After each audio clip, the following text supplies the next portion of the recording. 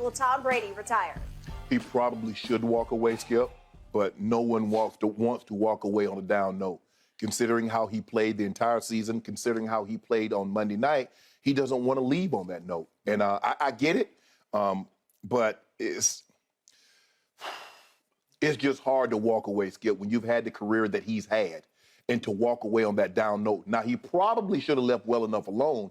And when he left last year, stayed, because what we were talking about, Skip, 5,000 yards passing. I think he had 5,000 yards passing, 43 touchdowns, led the league in passing touchdowns. I think he was second to Justin Herbert in passing yards. So he probably should have left on that note. And then everybody, myself included, and I know you would have said it, you see what he did. He had another year in him. Now people are starting to say, I don't know. Should Tom just go ahead and walk away? And I'm sure he's having some of those thoughts himself. But as he surveys the landscape, okay, who wants a 46-year-old quarterback? And do we have the necessary tools to prop him up? You need an outstanding offensive line. You need young, talented, uber-talented wide receivers. Because now, Skip, it used to be Tom Brady could take average guys and make them extraordinary. Now he needs extraordinary guys to make him. So for me, I just think he probably should step away. But the team, as I'm looking out there, says, okay, where do you think he goes? I think the Raiders are probably the best option because he's very familiar with the head coach. He was his offensive coordinator for at least a decade, off and on. They got a very, very talented skill group, wide receivers. Devontae Adams is a first-team All-Pro again. Josh Jacobs led the league in rushing. Now, do you bring him back? What's going to be the number that you bring him back at? I like Hunter Renfrow. I like Darren Waller, who was nicked all year long, but he's still a top 3, top 4 tight end in all of football. So with that being said, Skip, and you look at the other all-time greats. Jordan. We just look at Jordan. You told me so many times before, I don't even look at the Washington. I don't look at those Washington years. I just gave it up. I gave in to him. I just kept saying he earned the right to go do that. If he wants to subject himself to that, be my guest. Yes. So when he came remember, he'd been out for 3 years. Okay. And so Jerry Rice ending in Seattle. That's a trivia question. Yeah. Where did Jerry? I don't remember. Exactly. But I do remember him ending with the Raiders in a Super Bowl. Yeah. He was pretty good. He was pretty good. Yeah. Over 100 yards. I think he had 2 touchdowns in that game. And Willie Mays. Yeah, he stumbled around the outfield for the Mets, Skip, but he's still arguably one of the top 5 players to have ever played the game. He's in my top 5. And Tom Brady will still be able to hang that on his resume. Do y'all remember those 10 Super Bowls? I won 7 of those things. I got 5 MVPs. So for me, Skip, I think he probably should step away, but that's his decision. And I know one thing about great athletes, Skip. They do not want to end on a down note. Okay. So if anything, he's going to want to come back and try to rectify the wrong that was this season. Remember his message when he unretired? Yeah. Unfinished business, right? Yes. Well, I think he's still got even more unfinished business, right? 8 and 10 worth of unfinished business, right? Okay. You make a lot of good points. Everybody is making a lot of good points because pointedly, a lot of people are now saying, ooh, it's time to go home. All I've heard for the last 24 hours is, Tom just looked old. It's starting to feel awkward. Where is this heading? Please, Tom, give it up. Give it a rest. Hang him up. Right. His father, once upon a time, this is maybe 10 years ago, told the New York Times, I'm afraid they're going to have to put him in a straitjacket and pull him off the football field. And maybe that will be the case at some point, which would probably indicate he would try to play again next year. Yeah. And now stories are coming out of the woodwork that this, that, and the other team wants him. And the one on the Raiders is that somebody inside the Raiders considers Tom Brady a program changer for the Raiders next year. Program changer. And as I have reported for now, I don't know, it's been 3 weeks, month maybe, I know for a fact the people inside the Buccaneers want him badly to come back. Right. And even a month ago, they were saying we still consider him better than 99% of the quarterbacks in this league, all told, all of his wisdom and just on the experience factor, they still consider him at the top of their list. He's a top draw, Skip. Okay. They sell out every home game now. All right, got it. Now, here's what's amusing to me about the big picture of this.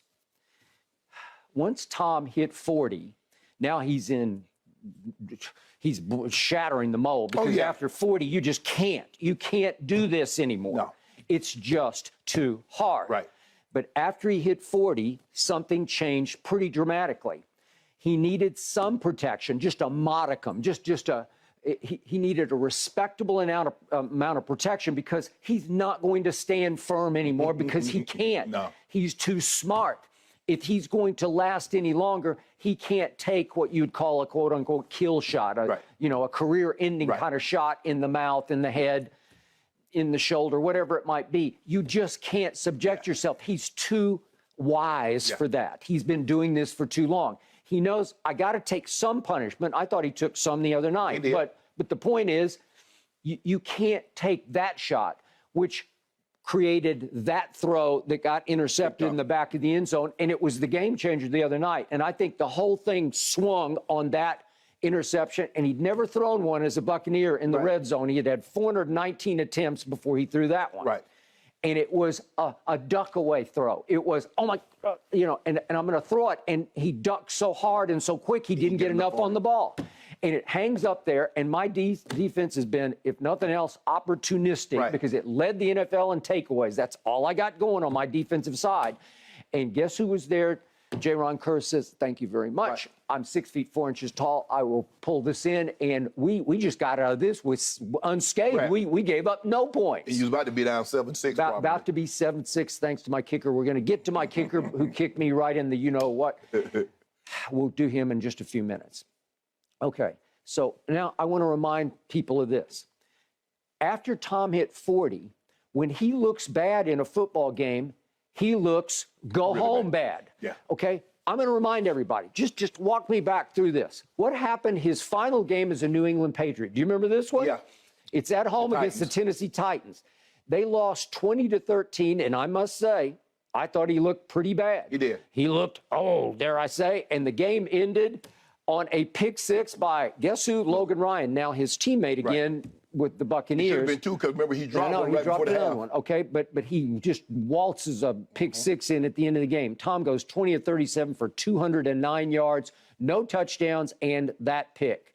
QBR was below average at 41. They lost 20 again to 13. So he managed 13 total points in his final swan song game as the greatest New England Patriot. Okay, just remember that. Okay, then he goes in the pandemic to the Buccaneers, and we're like, what, to the Buccaneers? They were 7-9 the year before, but Jameis was the turnover machine of all time. And we're thinking, well, if Tom can just kind of cut the turnovers in half, maybe they could be pretty good. And they started to be pretty good, but not in the first game because they got thrown into the fire at New Orleans. And what's he do in the first game? He throws a pick six to Jack Rabbit. Do you remember this? Yes. And then remember his fourth game is at home against the Chargers, and he throws another pick six, this one taking back 76 yards. And people are saying, Tom, maybe you shouldn't have tried this. It's going to be embarrassing for you. You're going to look like Jordan in Washington. And then remember the fifth game at Chicago. Do you remember this? Do you remember? Was that early? Wow, it was that early, huh? No, I thought it was the fifth game. This is Thursday night at Chicago against Nick Foles. And it's, dare I say, it's pretty pathetic. They managed 2019? 2019, you got it. Good memory. And they managed 19 total points. He threw for 253 and 1 touchdown, no interceptions, but he got sacked 3 times, and he got the you-know-what knocked out of him by Khalil Mack early in the fourth quarter. And I think he got concussed, but I don't know. He was stumbling and fumbling around, and it looked pretty sad at the end of that game. And then came the all-timer. Sunday night at home, this was in early November against New Orleans. Their arch rival, they'd already lost at New Orleans. Well, they didn't just lose this time. They got blown off the field. It was 38-3. I'm going to remind everybody, Tom Brady scored a grand total of 3 points in that game. This is week 9.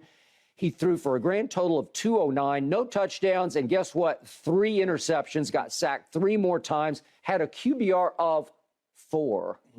0 to 100, had a QBR of 4, which if you look at the whole year, I doubt there are maybe a couple under 4, but that had to rank, that had to be a bottom 5 QBR for the year. Remember they kicked the late field goal to keep him getting shut out. They did. 38 to a late 3.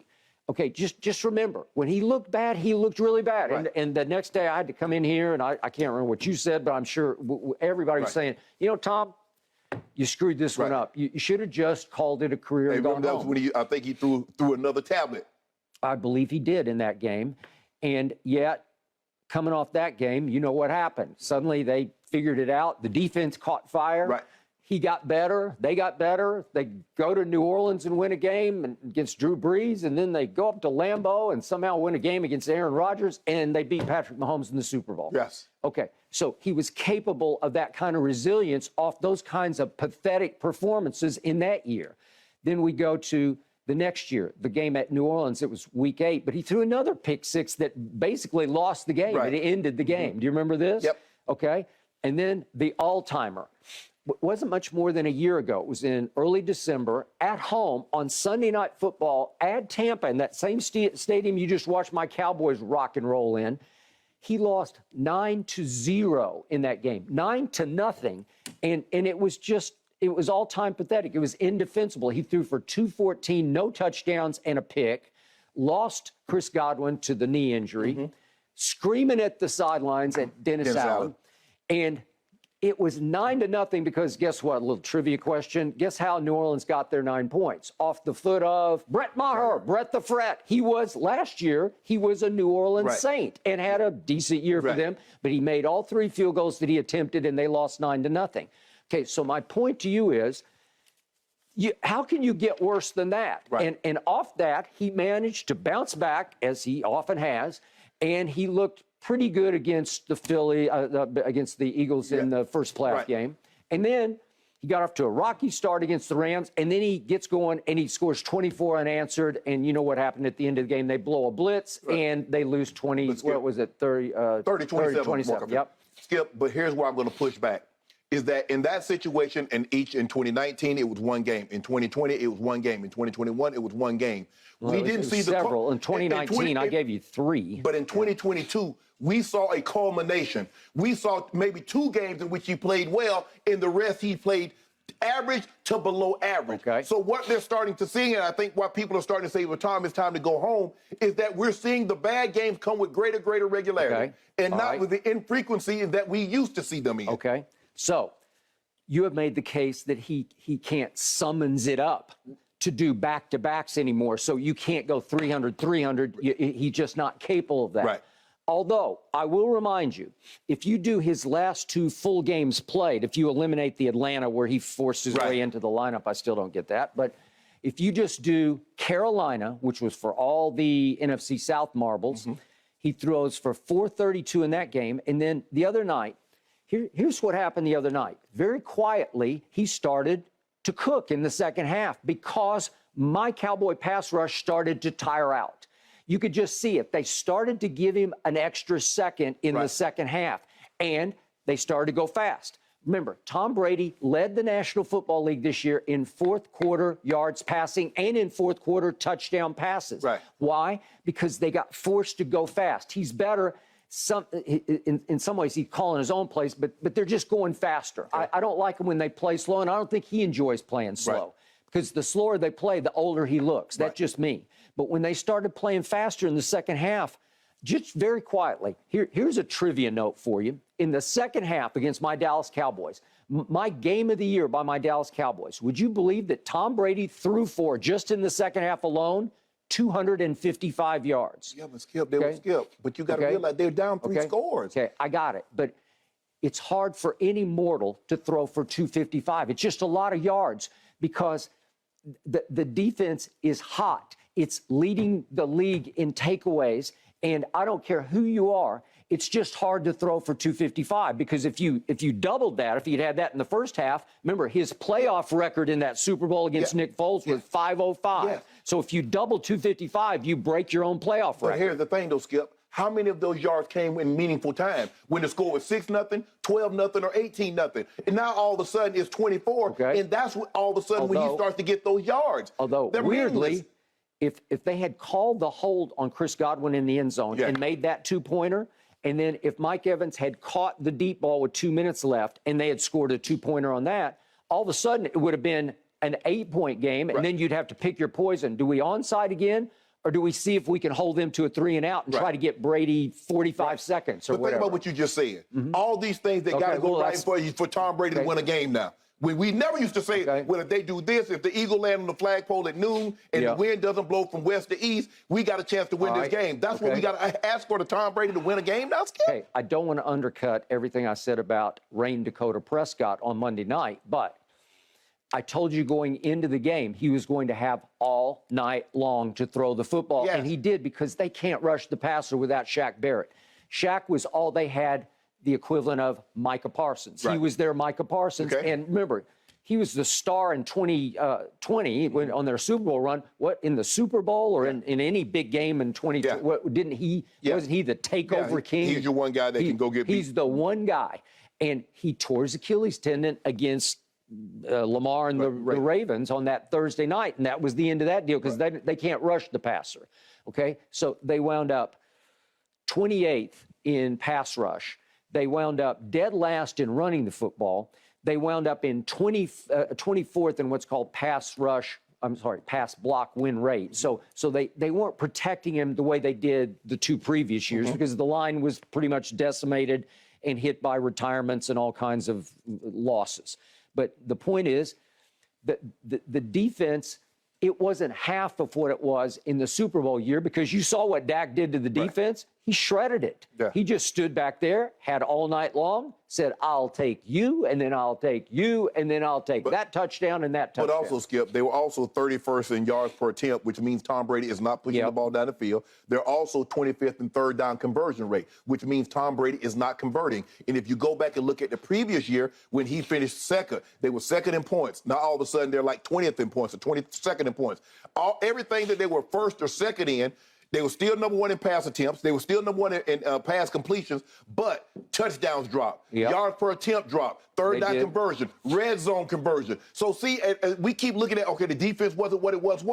How about Tom Brady isn't what he was? Okay, you can make that case. But I can also make the case that Pro Football Focus graded his receiving core 19th best this year. 19th best. What they grade him? I don't know, but way down. Yeah, exactly. I got it. But let's remind everybody, when he had some time and when the chips got pushed to the middle of the table against Carolina, which at that point had a hot defense. Most people thought it was at least a top 10 defense under Steve Wilks, because that's his specialty. You remember what he did to Mike Evans? We could see those 3 throws. So he's still capable. I don't see diminished arm talent, but that's just me. If we could see, this is to Mike Evans against Skip, Carolina. it's more than just arm talent. Okay, look at the protection. Okay. He can still get it out there. However far it needs to be thrown, he's still capable. Skip, I believe every starting quarterback in the NFL, if you give him that kind of time, could hit Mike Evans. What made Tom Brady into great quarterbacks great is when they don't have that kind of time, and they can stare down the gun barrel and still make those throws. Those are good throws. Then the other night late, if we could see what happens, he hits Julio. It's a 30-yarder for a touchdown, and I thought Julio was going to be a godsend for him, and he just could not, as you predicted, stay healthy. He really wasn't healthy the whole year. So when they finally got some rhythm late in the game, he hits that for 30 yards. Then he hits Cameron Brate for 8 more yards. Had some mustard on that throw. And then this is the 2-minute throw to Mike Evans, and I don't know. I was surprised he didn't catch it, because he usually catches those. Even if he had to lay out for it, I just thought he would have caught it. And it would have made it mildly, long shot interesting. Just long shot. Then at least you could have said, what are they going to do? Onside kick it or what? He does have a reputation for coming back. As he showed you 3 big times this year, he had 3 big comebacks. Okay. So in the end, there are teams out there that are very interested. I even read where, I think it was in USA Today, some speculation the Jets might be interested, because they keep saying, their owner kept saying the other day, I'll do anything to get a quarterback. They keep saying we're a quarterback away, because do they not have a talented defense? Well, sure they do. Oh, yeah, absolutely. Do they not have some skilled people? Yes, absolutely. They do. They absolutely do. Can they protect? I think their offensive line is I haven't studied it, well, but they I think it's pretty good. Becton can't stay healthy, but they signed Dwayne Brown, who did a very good job. Okay, so could they entice him to come for 1 year or whatever and bedevil the Patriots in the same division, get to play him twice? I don't know.